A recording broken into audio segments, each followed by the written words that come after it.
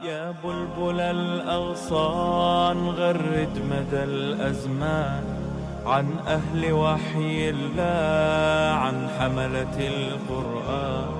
يا بلبل الأغصان غرد مدى الأزمان عن أهل وحي الله عن حملة القرآن. تو کہا کہ آپ نے خوشوں میں ہی گندم رکھنی ہے اور 7 سال کے بعد جب 7 سالی کا زمانہ شروع ہو تو پھر آپ نے یہ دانے نکال کر استعمال کرنے ہیں۔ بادشاہ کو یہ تعبیر پتہ چلی، وہ بڑا حیران ہوا۔ اس نے کہا کہ اتنا عقل مند اور صاحب علم آدمی یہ جیل میں پڑا ہے۔ اس نے کہا جائیے اس بندے کو لائیں میرے پاس اور میں اس سے سوال کروں یہ جیل میں کر کیا رہا ہے۔ یوسف علیہ السلام کو جب بلایا گیا تو آپ نے آنے سے انکار کر دیا۔ آپ نے کہا کہ پہلے ذرا پوچھو دنیا والوں سے وہ عورتوں کا قصہ کیا ہے۔ بادشاہ بڑا حیران ہوا، کون سی عورتوں کا قصہ؟ کہا کہ قصہ ہے خواتین جانتی ہیں جس کی وجہ سے مجھے جیل میں ڈالا گیا۔ تو جب یہ قصہ معلوم کیا گیا، عزیز مصر کی بیوی کو بلایا گیا، اس نے اس بات کا اقرار کیا وما ابرئ نفسی ان النفس لامارۃ بالسوء، کہنے لگی میں اپنے آپ کو بری قرار نہیں دیتی، بے شک انسان کا جو نفس ہے اس کا پہلا حصہ ایک مقام یہ ہے کہ وہ نفس امارہ ہوتا ہے، برائیوں کا حکم دیتا ہے۔ اس نے کہا کہ مجھے برائی کا حکم دیا گیا، میرے نفس نے مجھے ابھارا اور میں نے یوسف علیہ السلام کے ساتھ برائی کرنے کا ارادہ کیا، لیکن اللہ نے اس کو بچا دیا۔ میں نے کہا جیل میں جانا پڑے گا، اس نے کہا جیل میں ڈال دو مگر میں غلط کام نہیں کر سکتا۔ یہ عظمت کردار کا قصہ ہے نوجوانوں کے لیے، یوسف علیہ السلام کی پاکیزہ سیرت۔ اور اللہ تعالیٰ نے ساری دنیا کے سامنے حضرت یوسف علیہ السلام کی سچائی کو ثابت کر دیا، اور بادشاہ نے بلایا، آپ کو بری قرار دیا گیا، اور یہ ساری مصر کی عورت اور دیگر خواتین انہوں نے اپنے جرم کا اقرار کیا۔ اس طرح اللہ تعالیٰ نے ان کو عزتوں سے نوازا۔ اس کے بعد بادشاہ نے یہ بات کہی، کہنے لگا کہ آپ نے اتنا اچھا مشورہ دیا ہے، کیوں نہ ہم یہ خزانے کا وزیر ہی آپ کو لگا دیں۔ یوسف علیہ السلام نے یہ عہدہ قبول کر لیا اور کہا ٹھیک ہے، میں بڑی حفاظت کے ساتھ اور ایمانداری کے ساتھ میں یہ کام سر انجام دے سکتا ہوں۔ 7 سال انہوں نے اسٹوریج کی، اور اگلے 7 سال جو 7 سالی کا زمانہ آیا اس میں بھی یہ آہستہ آہستہ جتنی غلے کی ضرورت تھی اتنا غلہ لوگوں کو مہیا کرتے رہے۔ اب یہ قحط صرف مصر تک نہیں تھا بلکہ فلسطین اور یہ کنعان کے جو علاقے ہیں جہاں پر یعقوب علیہ السلام اور ان کی اولاد تھی، یہاں تک بھی قحط سالی کے اثرات ہوئے۔ باپ نے بتایا کہ مجھے پتہ چلا ہے کہ مصر میں بادشاہ ہے اور اس کا ایک وزیر خزانہ ہے، اور ان کی بڑی اچھی حکمت عملی رہی، ان کے پاس غلہ موجود ہے۔ انہوں نے اپنے بیٹوں کو بھیجا کہ جائیے وہاں پر جا کر کے ان سے غلہ لے کر کے آئے، پیسے بھی دے دیے۔ اب یہ جب آئے غلہ لینے کے لیے تو یوسف علیہ السلام نے انہیں پہچان لیا، انہیں غلہ دیا گیا اور جاتے جاتے رقم بھی ان کی واپس کر دی، اور کہا کہ تمہارے گھر میں اور بھی کوئی ہے؟ جی ہمارا باپ بھی ہے، ہمارا ایک بھائی بنیامین بھی ہے۔ کہا وہ باپ کیوں نہیں آیا؟ کہا وہ تو نبینا ہے۔ بھائی کیوں نہیں آیا؟ کہا کہ وہ چھوٹا ہے، باپ اس سے بڑی محبت کرتا ہے۔ کہا کہ اگلی دفعہ اس کا غلہ نہیں ملے گا جب تک تم اپنا بھائی لے کر نہ۔ اب یہ دوبارہ جب سال کے بعد غلے کی ضرورت پڑی تو یہ بھائی کو لے کر آنے لگے، تو باپ پھر رونے لگ پڑا کہ میرا یوسف گم ہو گیا، میرا بنیامین بھی ایسے تم گم کر دو گے تو میں تو تمہارے حوالے کرنے والا نہیں ہوں۔ بہرحال بڑی قسمیں دی گئیں، بڑے وعدے دیے گئے، اور بنیامین کو بھی لے کر یہ مصر میں آ گئے۔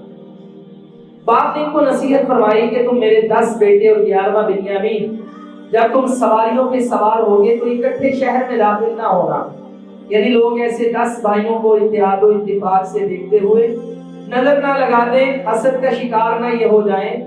تو یہ نصیحتیں کر کے ان کو روانہ کیا، یہ مصر میں آئے۔ یوسف علیہ السلام نے جب جائزہ لیا تو بھائیوں کو بھی پہچان لیا۔ آپ نے غلہ رکھا، غلہ بند کرنے کے بعد ایک حکمت عملی اپنائی۔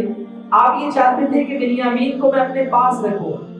آپ نے وہ جو سونے کا پیمانہ تھا وہ اسی کے توڑے میں بورے میں چھپا دیا، اور بعد میں جب قافلے والے چل پڑے تو کہا کہ ہمارا غلہ چوری ہو گیا ہے، غلہ ماپنے والا آلہ، تو ہمیں لگتا ہے کہ یہ تم میں سے کسی نے چوری کیا ہے۔ انہوں نے کہا بھائی بات یہ ہے ہم پیغمبر زادے ہیں، ہم چوری نہیں کرتے، اور کہا کہ ہاں یہ آپ ہماری تلاشی لے لیں۔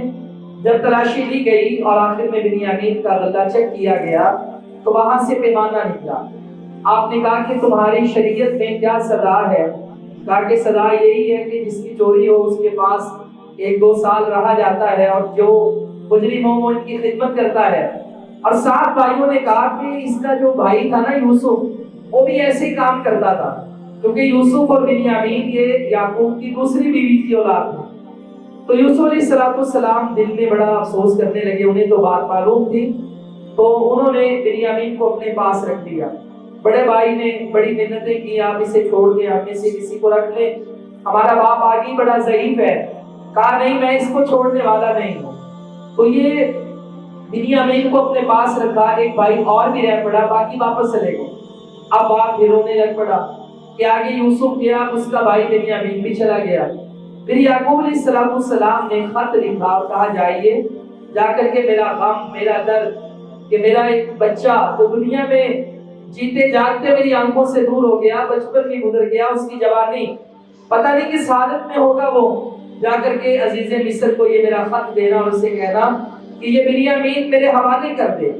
جب یہ خط دیا گیا تو یوسف علیہ السلام کا صبر کا پیمانہ لبریز ہوا اور آپ اپنی آنکھوں پہ قابو نہ پا سکے، رونے لگ پڑے۔ آپ نے یوسف علیہ السلام نے اپنے بھائیوں سے کہا کہ آپ جانتے ہیں کہ آپ نے یوسف کے ساتھ کیا کیا؟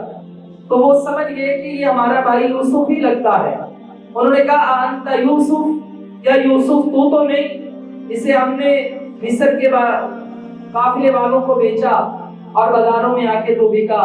تو یوسف علیہ السلام نے کہا ہاں انا یوسف، میں یوسف ہوں۔ اور انہوں نے کہا کہ تم نے میرے ساتھ کیا کیا؟ یہ سب مجھے معلوم ہے۔ میرے باپ کا کیا حال ہے؟ کہا وہ تو رو رو کے اس کی آنکھیں بینائی ختم ہو چکی ہے، بینائی کھو چکی ہے۔ کہا آپ ایسا کرو، یہ میرا کرتا لے جاؤ، جاؤ اپنے خاندان والوں کو اور میرے ماں باپ کو لے آؤ، یہ کرتا میرے باپ کی آنکھوں پہ ڈالنا، اللہ تعالیٰ اس کی بینائی کو لوٹا دے گا۔ تو جب یہ کہ کرتا ڈالا، باپ بڑا خوش ہوا اور اس نے کہا یعقوب نے کیا کئی سال گزر گئے لیکن میں اللہ سے نا امید نہیں ہوا تھا۔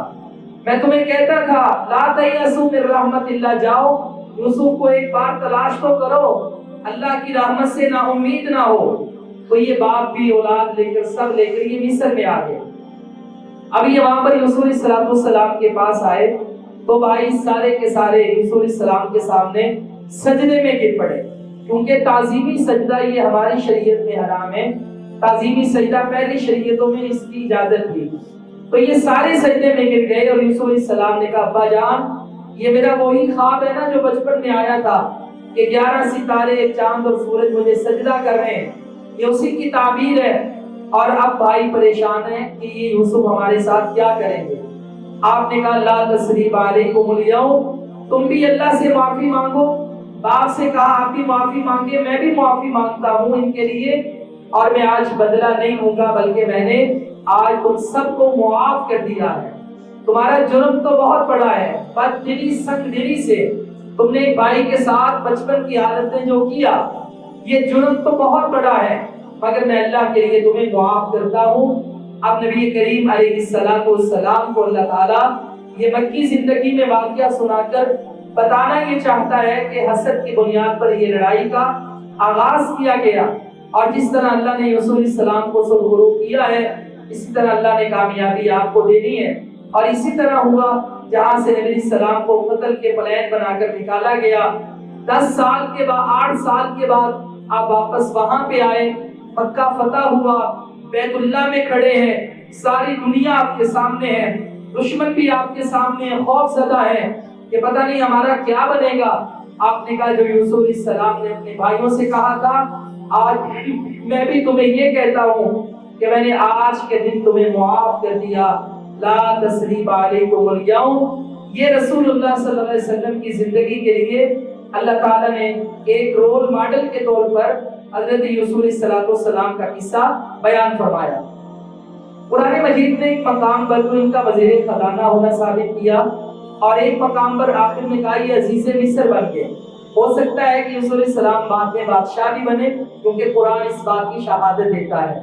یوسف علیہ السلام اللہ سے دعائیں کیا کرتے ہیں، یا اللہ توفنی مسلما والحقنی بالصالحین، یا اللہ یہ نبوت بھی تو نے دے دی، باپ کا وارث بھی بنا دیا، بادشاہت بھی دے دی، یا اللہ دعا یہ ہے مجھے موت بھی اسلام کی حالت میں عطا کرنا۔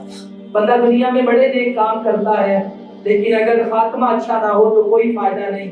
بندے کو اللہ تعالیٰ سے ہمیشہ یہ دعا کرنی چاہیے کہ اللہ تعالیٰ بندے کو ایمان والی، شہادت والی اور سب سے اچھی موت عطا فرمائے، کیونکہ خاتمہ جو ہمارا اچھا ہوگا تو اسی سے ہماری دنیا اور آخرت بہتر ہے۔ رسول علیہ السلام کے بارے میں بڑے قصے کہانیاں سنائی جاتی ہیں کہ زلیخا کا بعد میں ان سے نکاح ہو گیا اور اس طرح، لیکن قرآن کہتا ہے الخبیثات للخبیثین، یہ جو ناپاک عورتیں ہوتی ہیں یہ ناپاک مردوں کے لیے ہوتی ہیں، تو ناپاک عورتوں کا انتخاب اللہ نبیوں کے لیے نہیں کرتا جو برائی کی دعوت دے، نہ اس کی کوئی دلیل ہے اور نہ ہی ایسے قصے کہانیاں بنانے کی اور بیان کرنے کی ضرورت ہے، کیونکہ رسول علیہ السلام کردار میں اور عمل میں بہت اعلیٰ تھے اور اللہ تعالیٰ نے انہیں بڑے منصب سے نوازا۔ اس کے بعد یہ سورہ یوسف میں یہ قصہ، اس کے بہت سبق ہیں، اس کو لفظ با لفظ پڑھنے کی ضرورت ہے اور ایک ایک سبق پر غور کر کے اس پر عمل کرنے کی ضرورت ہے۔ اس کے بعد اللہ تعالیٰ اسی پارے میں سورہ الرعد کا آغاز کرتا ہے۔ یہ سورت بھی مکی سورت ہے، اس میں نبی صلی اللہ علیہ وسلم کے ساتھ جو مشرکین کے مکالمے ہوتے، ان کا کفر، آخرت کا انکار، چونکہ آگے ہم جتنی مکی صورتیں پڑھیں گے ان میں زیادہ تر یہ 3 موضوعات ہوں گے، اللہ تعالیٰ کی توحید کے دلائل، ان کے کفر کا رد اور ان کا جو آخرت کا انکار ہے وہ۔ اللہ تعالیٰ نے اس صورت میں بھی اسی سے آغاز کیا، قرآن مجید کی صداقت کو بیان کیا، اللہ تعالیٰ کی توحید کا تذکرہ ہے، اور اس میں 2 باتیں بڑی خاص ہیں۔ پہلی بات الرعد کہتے ہیں کڑک کو، جب آسمان پہ بادل آتے ہیں تو بجلی چمکتی ہے اور کڑک پیدا ہوتی ہے جس سے دل دہل جاتے ہیں، انسان خوف زدہ ہو جاتا ہے۔ اللہ فرماتا ہے یہ جو کڑک پیدا ہوتی ہے دراصل یہ بجلی اللہ کی تسبیح بیان کرتی ہے، یسبح الرعد بحمدہ والملائکۃ من خیفتہ، یہ جو کڑک ہے یہ اللہ کی تسبیح بیان کرتی ہے اور فرشتے بھی اللہ کی حمد بیان کرتے ہیں۔ نبی علیہ السلام جب بھی آسمان پہ بادل آتے اس طرح بجلیاں چمکتی کڑکتی، حالات اور خوفناک منظر بنتا، تو آپ یہ دعا، یہ قرآن کی آیت بطور دعا پڑھتے تھے، یسبح الرعد بحمدہ والملائکۃ من خیفتہ۔ اس کے بعد اللہ تعالیٰ نے اس صورت میں سکون اور اطمینان کا ایک سبب بیان فرمایا۔ اللہ کہتا ہے دنیا میں لوگ سکون تلاش کرتے ہیں بتوں کی عبادت کر کے، بتوں کے سامنے سجدہ ریز ہو کر، لیکن کہا دل کا جو اطمینان ہے پیسوں سے نہیں ملتا، دولتوں سے نہیں ملتا، شہرتوں سے نہیں ملتا۔ یہ سکون کی رات کو نیند سونا، یہ دنیا سے اس کا تعلق نہیں ہے، اس کا تعلق بے خوفی سے ہے، انسان پہ کوئی غم اور کوئی خوف نہ ہو۔ فرمایا الذین آمنوا تطمئن قلوبهم، الذین آمنوا وتطمئن قلوبهم بذکر اللہ، ایمان والوں کے دل اللہ کے ذکر سے مطمئن رہتے ہیں۔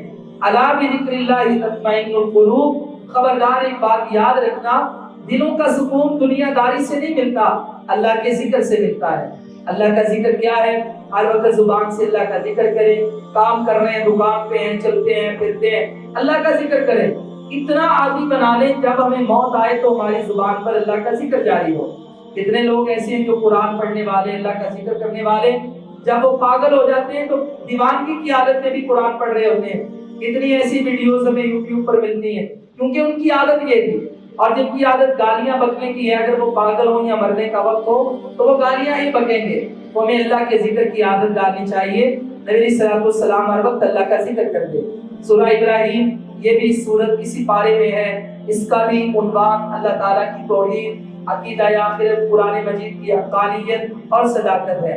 اللہ تعالیٰ نے یہاں پر ایک فلسفہ بیان کیا، فرمایا وَإِذْ تَعَذَّنَ رَبُّكُمْ، اللہ اعلان کر رہا ہے لَإِن شَكَرْتُمْ لَأَزِيدَنَّكُمْ، میرا شکریہ ادا کرو اور دوں گا۔ پانی کا گلاس آدھا ہوتا ہے، ایک بندہ کہتا ہے آدھا گلاس خالی ہے، ایک کہتا ہے آدھا بھرا ہوا ہے۔ اب دونوں کے رویوں کا فرق ہے، ایک نیگیٹو سوچتا ہے اور ایک پازیٹیو سوچتا ہے۔ پازیٹیو کہتا ہے یار آدھا تو ہے نا، نیگیٹو کہتا ہے یار آدھا خالی ہے۔ ہماری عادت بن چکی ہے، ہم نے ہر وقت ناشکریاں کرنی ہے۔ ہر بندے، وزیر اعظم سے لے کر عام بندے تک اور اوپر سے لے کر نیچے تک، ہر بندے میں کیڑے نکالنے ہیں۔ اس کے عیب تلاش کرنے اور ہر وقت ناشکریاں کرنی ہے۔ اللہ کہتا ہے میرا شکر ادا کرو اور دوں گا، ناشکری کرو تو جو دیا ہے وہ بھی لے لوں گا۔ اللہ کا عذاب بڑا سخت ہے۔ تو یہ شکر گزاری پہ اللہ تعالیٰ نے موسیٰ علیہ السلام کا واقعہ دہرایا اور کہا کس طرح انہوں نے اور کافروں نے اللہ نے اتنی نعمتیں دی، من سلوا دیا، کیا کچھ دیا، نبی رسول دے، دعوتیں دی، جنہوں نے ناشکریاں کی اللہ تعالیٰ نے سب کو چھین لیا اور انہیں عذاب سے دوچار کیا۔ آخر میں اللہ تعالیٰ حضرت ابراہیم علیہ السلام کی سیرت بیان کرتا ہے جس کی وجہ سے سورت کا نام سورہ ابراہیم ہے۔ اور میں ابراہیم علیہ السلام نے وادی غیر ذی زرع جہاں پہ انسان بھی نہیں تھے، ایک بیوی فلسطین میں رہی اور ایک بیوی ہاجرہ ام اسماعیل کو اٹھایا اسماعیل سمیت لے کر کے آگے مکہ میں اللہ کے حکم سے، اور وہاں پہ اللہ کا گھر بھی بنا دیا۔ اب رب سے دعائیں کرتے ہیں یا اللہ اس بستی کو امن والا بنا دے، وَجُنُبْنِي وَبَنِيَّ أَن نَعْبُدَ الْأَصْنَامَ، یا اللہ میں جس گھرانے میں پیدا ہوا وہ بت پرستی کا گھرانہ تھا، یا اللہ میری اولاد اس راستے پہ نہ چلے، مجھے بھی اولاد کو بھی بتوں کی عبادت سے بچا لے۔ ابراہیم علیہ السلام کی سیرت میں جہاں توحید اور شرک کے خلاف جنگ، توحید سے یاری محبت دوستی، اس کی علم برداری کا ایک سبق ملتا ہے، وہاں پہ تربیت اولاد کی ایک تڑپ اور ایک لگن جناب ابراہیم علیہ السلام سے ملتی ہے۔ بات بات پر میری اولاد، اللہ سے دعائیں کر رہے ہیں یا اللہ رب اجعلنی مقیم الصلاۃ ومن ذریتی، مجھے بھی نماز قائم کرنے والا بنا دے، میری اولاد کو بھی بنا دے۔ یا اللہ اس نے دعائیں نہیں کی اللہ سے بلکہ کام بھی کیا، یا اللہ انی اسکنت من ذریتی بواد غیر ذی زرع عند بیتک المحرم، یا اللہ بچے بیوی اٹھا کر میں بیت اللہ میں لے آیا، وہاں پہ تو انسان تو کیا کوئی سبزہ بھی نہیں تھا، یا اللہ کس لیے؟ تیرا گھر قریب تھا، ربنا لیقیموا الصلاۃ، یا اللہ گھر مسجد کے پاس اس لیے بنایا تاکہ یہ میری اولاد نماز قائم کرنے والی بن جائے۔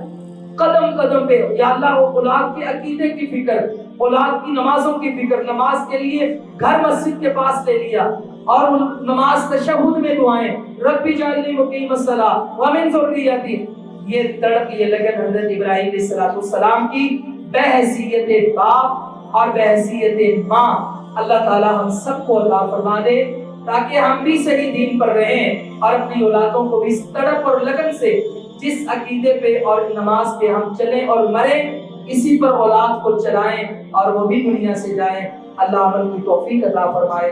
وآخر دعوانا